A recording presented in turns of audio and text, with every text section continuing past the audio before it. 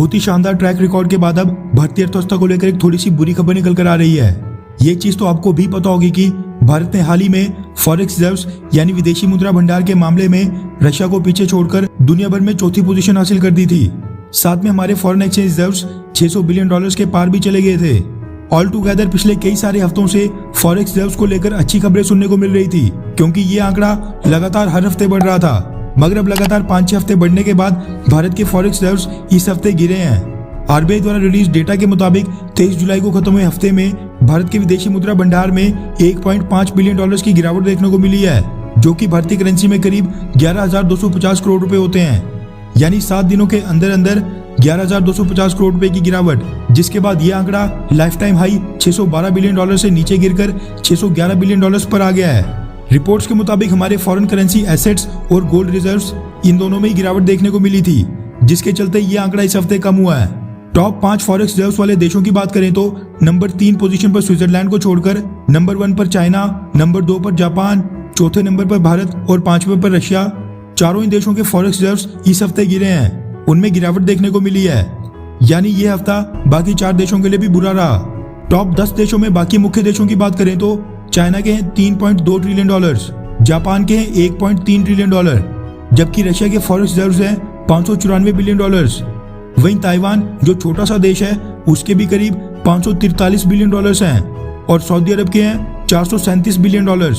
भारत के सबसे बड़े दुश्मन और पड़ोसी देश पाकिस्तान की बात करें तो वो आज भी $17 बिलियन पर अटका है।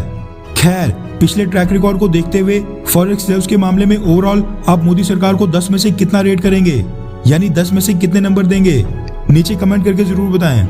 दूसरी खबर निकल कर आ रही है अफगानिस्तान को लेकर। ये चीज तो आपको भी पता होगी कि पिछले 20 सालों तक अमेरिका और नाटो सदस्य देशों ने अफगानिस्तान में जो भी लड़ाई लड़ी उसमें वहां के लोग जो लोकतंत्र में विश्वास रखते थे, जो तालिबानियों को सपोर्ट नहीं करते थे, उन्होंने अमेरिकन सेना की काफी ज्यादा मदद की थी। कोई अमेरिका के लिए ट्रांसलेटर का काम करता था तो कोई अमेरिका के लिए गाइड के रूप में काम करता था, कोई इंटेल प्रोवाइड करता था तो वहीं कोई लोकल सप्लाईज और बाकी चीजें मेंटेन करता था। अमेरिका और नाटो के अफगानिस्तान से निकलने के बाद ये लोग तालिबानियों का पॉसिबल टारगेट बन गए थे, क्योंकि इनकी मदद से ही अमेरिका और नाटो ने हजारों तालिबानी मार गिराए थे। ऐसे में इन सभी लोगों की मदद के लिए अमेरिका समेत नाटो के तमाम सदस्य देश सामने आए थे और उन्होंने वादा किया था कि हम ऐसे सभी लोगों को एयरलिफ्ट करके अमेरिका, ब्रिटेन और बाकी नाटो सदस्य देशों में इनको बसा लेंगे, इनको अच्छा लाइफस्टाइल और सुरक्षा देंगे, क्योंकि इन्होंने एक अच्छे कॉज के लिए तालिबानियों के खिलाफ लड़ाई में अमेरिका और बाकी नाटो सदस्य देशों का साथ दिया था। ऐसे लोगों को लेकर खबर ये निकल कर आ रही है कि अमेरिका ने फाइनली इनको इवैक्यूएट करना शुरू कर दिया है और पिछले कल यानी एक दिन पहले करीब 221 अफगानी नागरिक तालिबानियों के डायरेक्ट खतरे से निकलकर अमेरिका के वॉशिंगटन एयरपोर्ट में लैंड कर चुके हैं, जिनमें ऐसे लोगों के साथ साथ उनके कई सारे फैमिली मेंबर्स और छोटे बच्चे भी हैं। अमेरिकन राष्ट्रपति जो बाइडेन इन लोगों को इनके नए देश अमेरिका में वेलकम करते वक्त कितने एक्साइटेड हो गए थे कि उन्होंने इनके स्वागत में ये तक कह दिया कि वेलकम होम, यानी आपका आपके घर में स्वागत है, मानो ये लोग अफगानी नेशनल्स नहीं अमेरिकन हो। अमेरिका ने इस ऑपरेशन को नाम दिया है ऑपरेशन एलाइड रिफ्यूज, जिसके अंतर्गत माना जा रहा है कि करीब 50,000 अफगानी नेशनल्स इन सभी को अफगानिस्तान से निकालकर नाटो सदस्य देशों में रीसेटल किया जाएगा।